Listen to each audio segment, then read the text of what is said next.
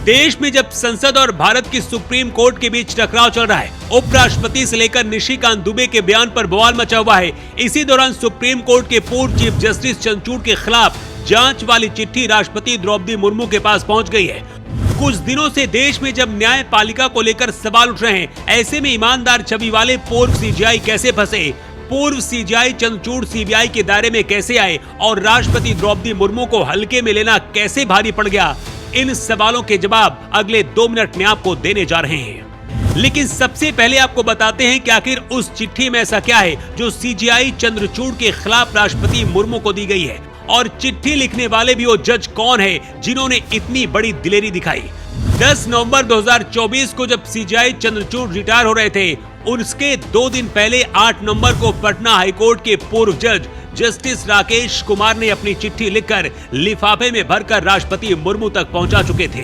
पूरा मामला तीस्ता सितलवाड़ से जुड़ा हुआ है। ये वही तीस्ता है जो गुजरात दंगों के दौरान मोदी को जेल तक पहुंचाने के फर्जी सबूत बना रही थी। तीस्ता सितलवाड़ को कांग्रेस की तरफ से ऐसा करने के लिए फंडिंग हो रही थी।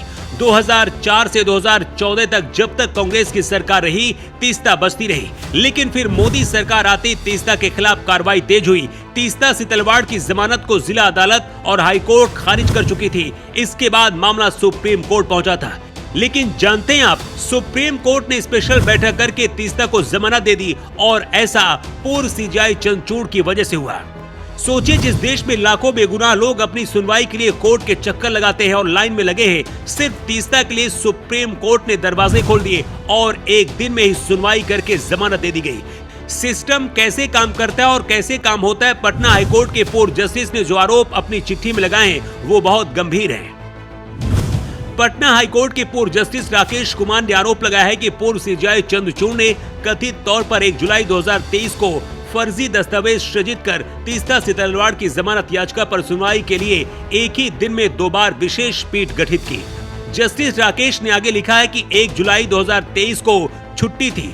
छुट्टी वाले दिन 1 जुलाई को तत्कालीन सीजेआई चंद्रचूड़ ने सितलवाड़ की जमानत के लिए विशेष पीठ गठित कर दी और एक दिन में 2 बार पीठ गठित की और उसे जमानत दी गई। राष्ट्रपति मुर्मू को लिखे अपने पत्र में पूर्व जस्टिस राकेश कुमार ने कहा है कि इसकी सीबीआई जांच होनी चाहिए, क्योंकि किसी एक मामले को लेकर जमानत देने के लिए इतनी ज्यादा सक्रियता कई सवाल खड़े करती है, वो भी ऐसे वक्त में जब जुडिशरी को लेकर कई तरह के सवाल उठ रहे हैं।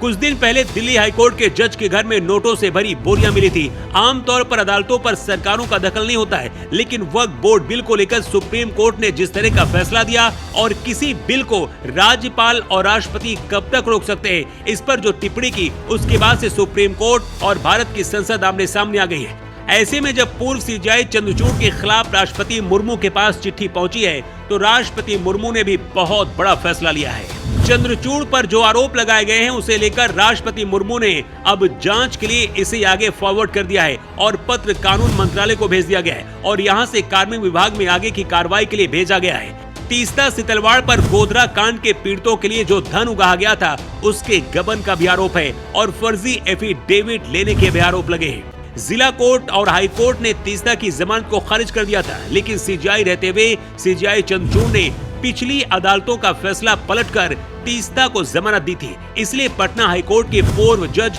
राकेश कुमार राष्ट्रपति को पत्र लिखकर जांच की मांग की है। आमतौर पर हमारे देश में जजों पर कार्रवाई नहीं होती है।